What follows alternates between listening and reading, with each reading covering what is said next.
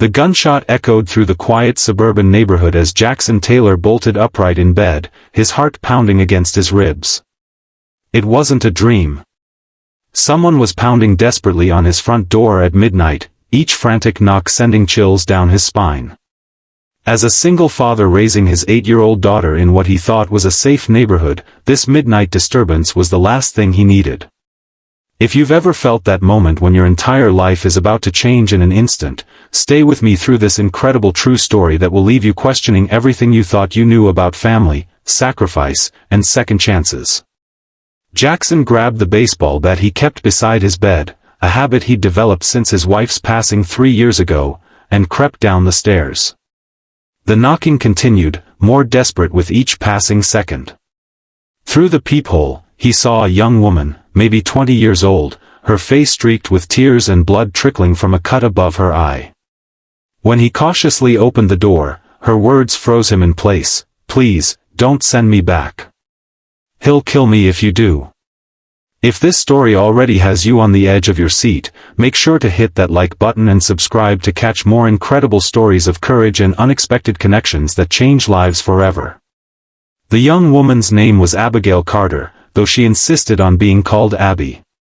Her expensive clothes were torn and muddied, contrasting sharply with the pearl necklace that still clung to her neck.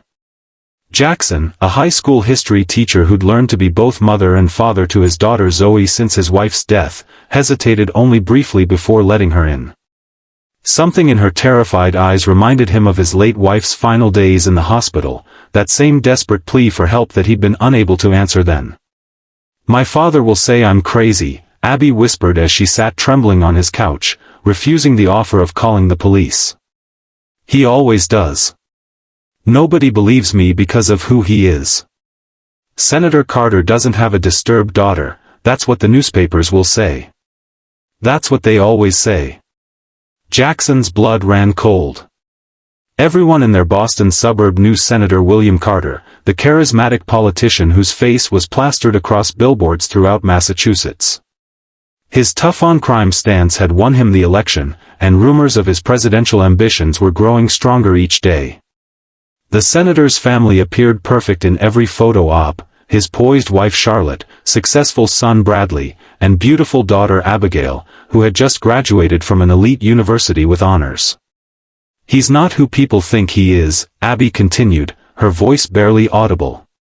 "Tonight, I overheard him talking about something terrible, something illegal. When he realized I was listening, Her voice broke as she touched the bruise forming on her cheek. "This isn't the first time. But it's the first time I've run."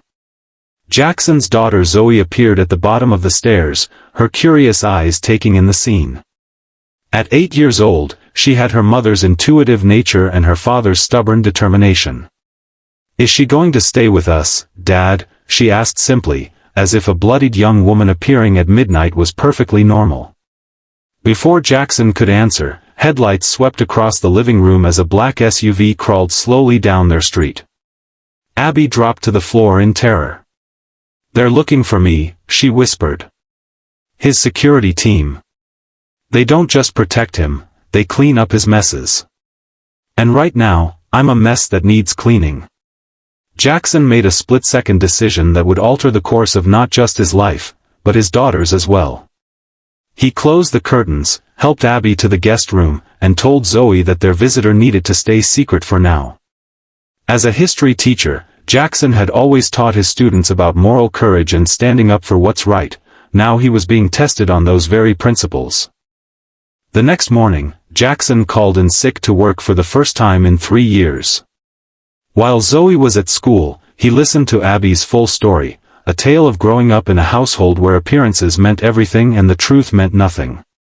Senator Carter's public persona of family values masked a private reality of control, manipulation, and violence.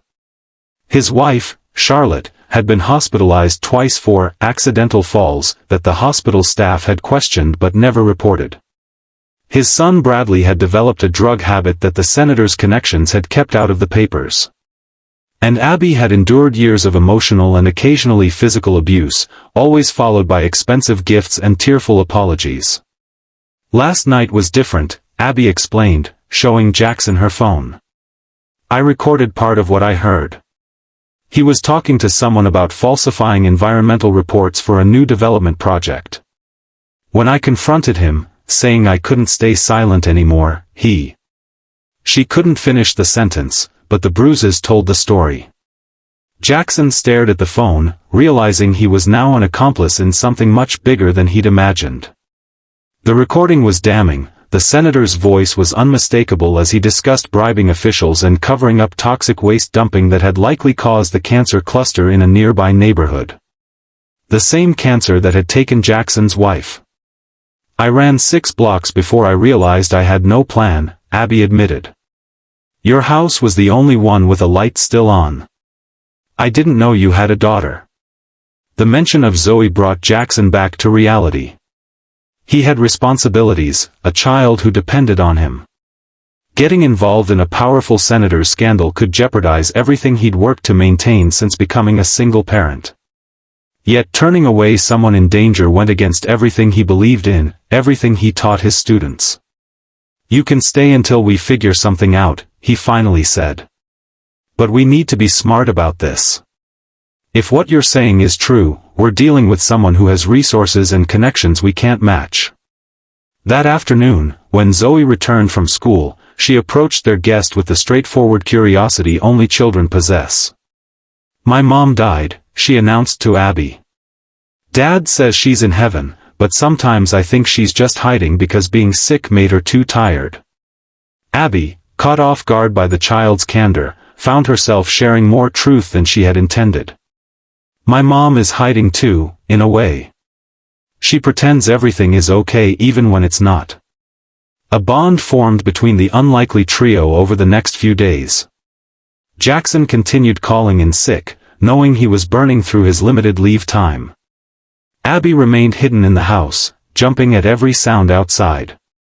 And Zoe, perceptive beyond her years, appointed herself Abby's official protector, drawing her pictures and teaching her the secret handshake she'd invented with her father. On the 4th day, Jackson's principal called, concerned about his absence. That same afternoon, a police car drove slowly past their house, then circled back. The evening news featured Senator Carter appealing for information about his troubled daughter who had gone off her medication and disappeared. The narrative was being carefully constructed. Abby wasn't a whistleblower, she was unstable, unreliable, possibly dangerous. They're setting it up so no one will believe me, Abby said, watching the broadcast with horror. If they find me now, they'll have me committed. The recording won't matter because I'll be labeled as delusional. That night, after Zoe was asleep, Jackson and Abby sat at the kitchen table with mugs of tea that grew cold as they weighed their options. The recording was their only leverage, but releasing it anonymously could still be traced back to them. Going to the police was risky. The senator's influence reached deep into local law enforcement. There's a journalist, Jackson finally said. Diane Mercer. She taught at my school before moving to investigative reporting. She broke the story on the mayor's corruption last year. If anyone would be willing to take on a senator, it's her. Abby nodded slowly. But how do we reach her without exposing ourselves? Before Jackson could answer, the sound of breaking glass shattered the night's silence. Someone was breaking in through the back door. Jackson grabbed Abby's arm and pulled her upstairs to Zoe's room, where he woke his daughter with a hand over her mouth to keep her quiet. Remember our fire drill practice, he whispered. Zoe nodded, instantly alert. We're going to use the tree outside your window, just like we practiced. But we need to be very, very quiet. As footsteps moved through the downstairs of their home, Jackson helped Zoe and then Abby out onto the sturdy branch of the oak tree that had been his daughter's favorite climbing spot. They descended carefully, the rough bark scraping their hands, and slipped into the neighbor's yard just as flashlight beams swept across Zoe's bedroom. They ran through backyards until they reached the main street, where Jackson flagged down a passing cab. He gave the driver the address of the only person he could think of who might help them, his brother-in-law, Marcus, who lived an hour away in a different district. Marcus, a software engineer who had never quite forgiven Jackson for not seeking experimental treatments that might have saved his sister, opened his door with surprise that quickly turned to concern. "You're all over the news," he told them, ushering them inside. "They're saying you kidnapped the senator's daughter." Jackson felt the floor drop out from under him. In less than a week, he had gone from respected teacher and father to fugitive kidnapper. The carefully rebuilt life he'd created after his wife's death was collapsing around him. Marcus, despite his lingering resentment toward Jackson, was moved by Abby's story and the evidence on her phone. "I know someone who can help," he said after listening. "A cybersecurity expert who owes me a favor. We can get this recording out there in a way that can't be traced back to any of us." For the next 2 days, they remained hidden in Marcus's apartment while he worked with his contact. Zoe, remarkably resilient, treated the whole experience as an adventure, though she asked each night when they could go home. Abby's face appeared on every news channel, with reports now suggesting she had been taken advantage of by a predatory teacher with a history of mental instability following his wife's death. "They're destroying your reputation," Abby said to Jackson, guilt overwhelming her. "You should just let me go. I can turn myself in, tell them I forced you to help me." Jackson shook his head. "That's exactly what they want. Once you're back under their control, the truth disappears forever." He looked at Zoe, who was drawing pictures at the kitchen table. "Sometimes doing the right thing comes at a cost. But that doesn't make it any less right." On the third morning at Marcus's apartment, they woke to breaking news. The recording had been released, not just to one outlet but to every major news organization simultaneously. It had been accompanied by years of documented evidence, hospital records of Charlotte Carter's injuries, financial transactions showing payoffs to potential witnesses, and environmental data confirming the toxic contamination that the senator had helped cover up.